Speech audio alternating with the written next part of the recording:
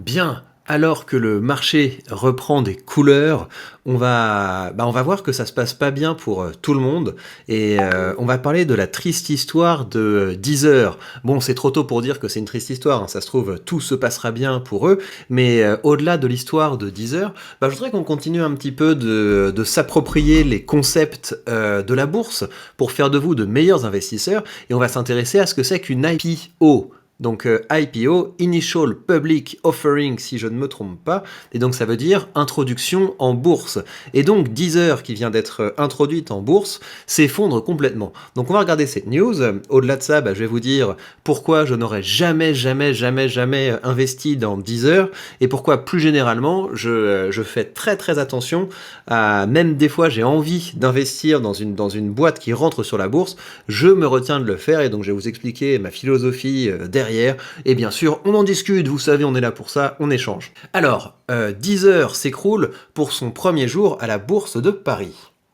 Premier pas en bourse chaotique pour Deezer, la plateforme française de streaming musical a vu son cours s'effondrer quasiment de 30% mardi dans un contexte difficile pour les valeurs technologiques sur le marché, une nouvelle mauvaise expérience après une première tentative avortée en 2015. Le concurrent français de Spotify a fait ses débuts mardi matin, quelques minutes après que son patron a sonné la cloche en ouvrant la séance aux côtés du ministre de l'économie Bruno Le Maire. À la clôture, l'action Deezer a chuté de 29% à 6 euros dans un marché en baisse de 2,68. Je rigole, mais c'est méchant. Vous imaginez la scène, le ministre de l'économie avec le patron, il lance la cloche du début de la bourse de Paris et le truc s'effondre complètement. Vous savez, j'ai l'image vous savez, quand on baptise les bateaux en jetant une bouteille de champagne dessus et en fait la bouteille se casse pas, mais le bateau se casse la figure. Enfin bref, c'est triste évidemment, mais j'avais cette image en tête. Contacté par l'agence France Presse, Deezer n'a pas souhaité faire de commentaires. Pourtant, il y avait plein de trucs à dire. Pour le gérant action de Dôme Finance, cette chute n'est pas choquante.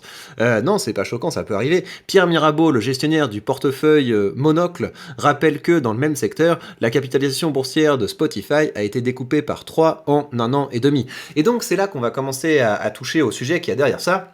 Deezer, c'est une entreprise qui se situe dans le domaine du contenu et la bulle du contenu a explosé. Donc, c'est pour ça que je n'aurais jamais investi dans Deezer. C'est parce que je sais que c'est un secteur qui a été complètement dégonflé et donc que Deezer arrive sur le marché de la bourse toute gonflée du fait que c'est une entreprise qui vient de récolter plein d'argent pour son introduction en bourse. Elle a raconté son histoire à plein d'investisseurs qui ont mis des billes dedans, donc elle est surgonflée et elle arrive sur le marché en disant coucou les amis, je vaux 15 euros, et les gens regardent et disent mais non, mais tu vaux pas 15 euros, tu vaux 9 euros mon pote. Et c'est normal parce que ce sont des boîtes qui n'ont pas de revenus, c'est le propre des boîtes qui se lancent gonflées de financement, elles n'ont pas encore de revenus, elles n'ont encore rien prouvé, et donc dans des contextes un petit peu difficiles, les gens regardent à deux fois avant d'aller vers des multiples de valorisation trop élevés. Mais au-delà de ça, qui est propre à toutes les introductions en bourse, c'est un très mauvais moment parce que le marché est baissier et parce que le secteur est structurellement baissier. C'est pour ça que je voulais regarder avec vous quelques petites histoires. Regardez Netflix. Donc là, Netflix est un petit peu vert aujourd'hui parce que tout est dans le vert, mais regardez l'histoire de Netflix depuis 1 an. Depuis 5 ans, c'est dans le vert depuis 1 an. Regardez ce qui s'est passé ici. Ce qui se passe ici, c'est que Netflix annonce que, en fait, ils ont pas tellement ils arrêtent de gagner des abonnés.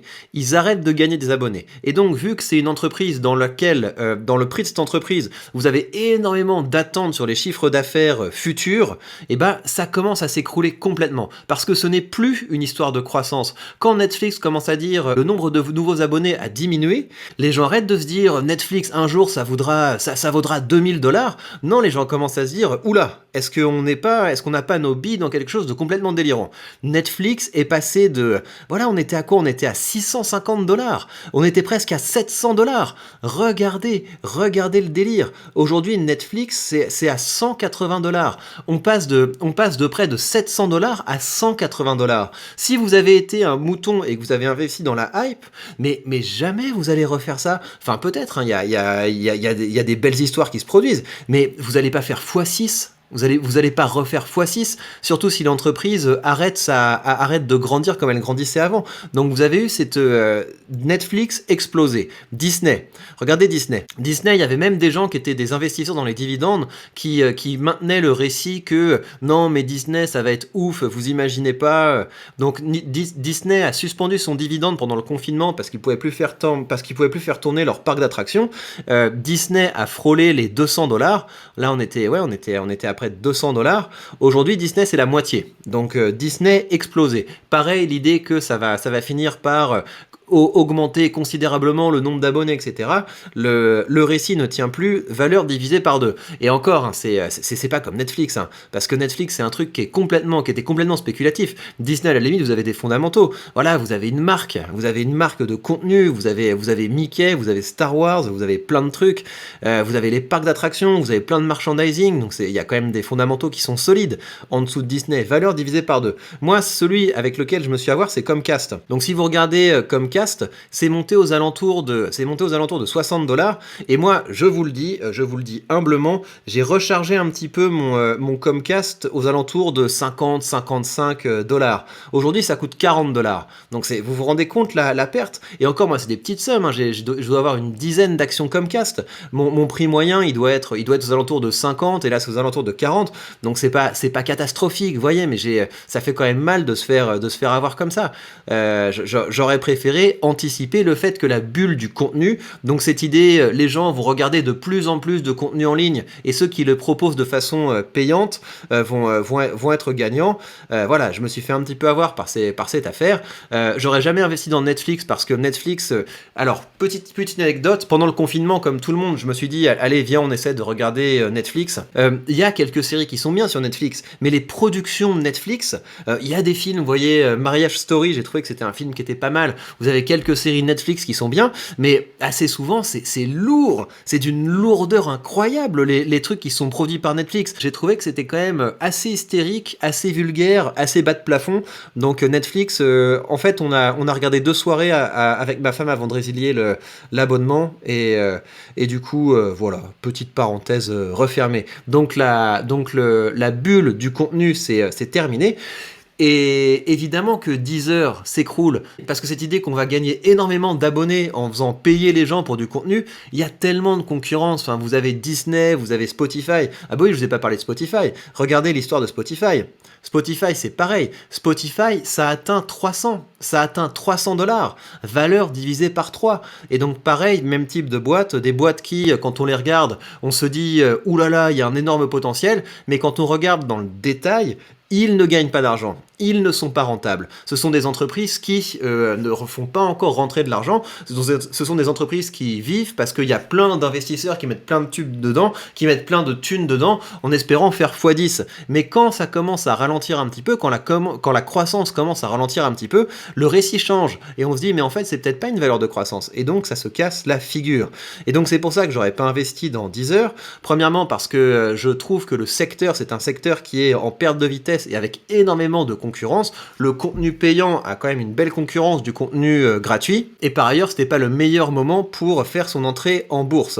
Alors Pierre Michaud, blablabla, la valeur de l'action du géant suédois a perdu 60% depuis le début de l'année. Plus largement, c'est tout le secteur technologique qui dégringole. L'indice américain de référence, le Nasdaq, affiche par exemple une chute de près de 30%. Je savais pas que Spotify c'était suédois, parce que d'accord, c'est suédois Spotify, parce qu'il me semble qu'il cote au Nasdaq, hein, le Spotify, donc je pense qu'il est sur le marché américain.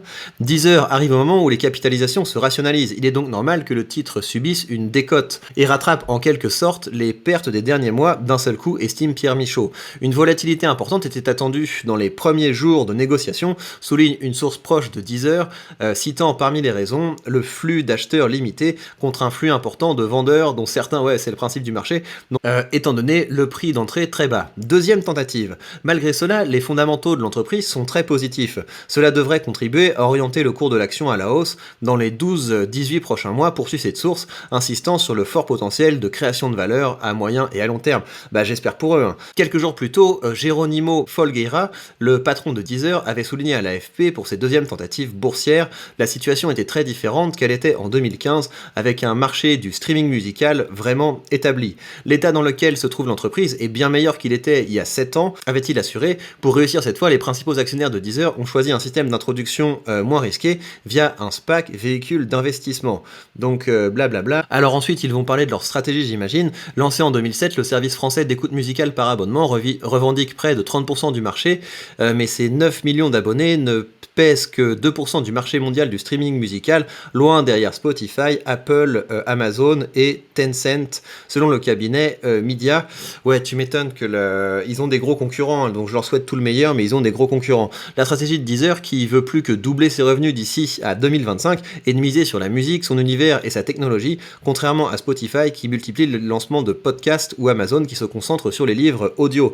Donc Deezer veut être musique, ok, pourquoi pas, sachant que le podcast c'est pas idiot, hein. Un podcast ça peut être très rentable. Pour profiter de la croissance rapide du marché mondial du streaming, Deezer compte s'allier avec des acteurs déjà bien implantés, d'accord. Notre intention est de trouver des partenaires avec lesquels nous pouvons entrer sur de nombreux marchés, etc.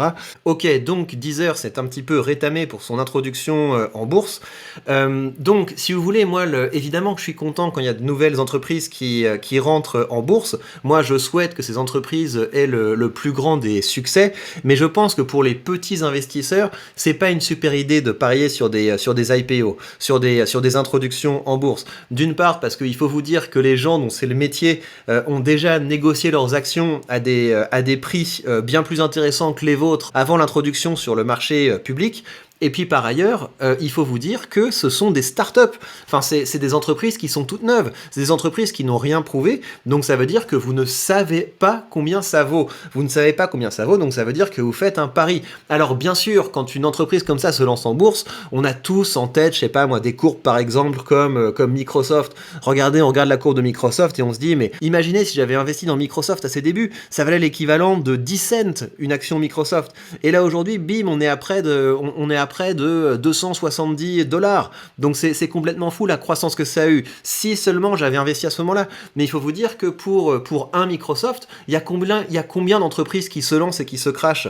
Et c'est très difficile de rattraper si vous faites moins 50, si vous faites moins 100, ça peut être compliqué. La dernière introduction en bourse pour laquelle j'ai hésité, c'était OVH. OVH qui est une entreprise française d'hébergement de données. Et quand je vois ça, bah voilà, je me dis que ça arrive en bourse, que c'est quand même un secteur qui est intéressant, que c'est un secteur qui est porteur, et j'ai failli participer à ça en me disant bah allez, je vais acheter quelques actions pour voir, mais voilà, donc là elle sort à 19 €, elle passe une première journée sympa et puis après ça on arrive vers les 25 € et on se dit ah quand même elle a fait quand même une belle progression, et résultat aujourd'hui bah voilà, ça peut remonter hein, mais on est en dessous on est bien en dessous du prix d'introduction en bourse, voilà. Et donc c'est moi ce qui me retient, c'est que je me dis non mais regarde, même imagine que sur un petit montant comme ça, tu fasses x2, x3, x2, x3, ça va pas changer ta vie. C'est une entreprise qui va pas te verser de dividendes, c'est une entreprise, tu sais pas si elle va cartonner ou si elle va s'effondrer. Donc je préfère, et en tant que petit investisseur, je préfère faire des choses qui sont plus sécurisées, et je laisse le fait d'investir, de faire des paris à des gens dont c'est les métiers. Et les gens dont c'est les métiers, ils font quoi? Ils ont un portefeuille avec une centaine de startups et ils se disent que peut-être que 2 fois sur 3 ils vont se planter, mais ils vont en avoir une qui va vraiment cartonner. C'est une autre manière d'investir. Pour moi, c'est une manière d'investir pour les professionnels et ce n'est pas pour moi. Voilà donc pour l'histoire de Deezer. Elle rentre en bourse et elle se casse la figure. C'est lié au fait que les conditions de marché dans lesquelles elle est rentrée étaient assez désagréables, mais c'est lié au fait plus généralement que dans ce secteur du streaming payant, il y a quand même énormément de concurrents et il y a des très très gros concurrents, et je ne sais pas s'il va y avoir une croissance dans ce marché si extraordinaire que les patrons de cette entreprise le disent. Je vais donc continuer d'avoir un style d'investissement bien tranquille, avec une belle combinaison entre des valeurs de croissance et des valeurs de rendement. Je vais de temps en temps renforcer ma valeur de croissance, de temps en temps renforcer mes valeurs de rendement. Et à ce propos, vu que le marché a quand même bien remonté, là on commence à avoir le meilleur des deux mondes, à savoir une appréciation du capital et un rendement important dans mon portefeuille, je vais continuer à accompagner ce mouvement. Et donc là, ce que je vais faire tranquillement, c'est que je vais simplement renforcer un petit peu ma position dans mon ETF qui investit dans les actions européennes qui versent de hauts dividendes, parce que c'est encore très bas et que voilà, il faut chercher un petit peu de rendement. Moi, vous savez que c'est ça qui me motive. Ce qui me motive, c'est d'avoir des dividendes qui arrivent régulièrement. J'ajoute comme ça à mon portefeuille une trentaine d'entreprises européennes qui versent de hauts dividendes. J'ai une belle perspective de croissance là-dessus parce qu'il est quand même très bas et j'ai un rendement qui est aux alentours de 6%. Donc tout ça me convient très bien. Et vous le savez, vous pouvez vous aussi commencer à investir, commencer à récolter des dividendes, commencer à accompagner les aventures de belles entreprises. Pour ce faire, vous avez sous cette vidéo le lien vers le courtier que j'utilise et en suivant ce lien, vous bénéficiez d'une action gratuite dès que vous créditez votre compte. Prenez soin de vous, j'espère que votre voyage dans l'investissement se passe bien. Dites-moi comment se comporte votre portefeuille dans les commentaires et je vous dis à très vite pour de prochaines news.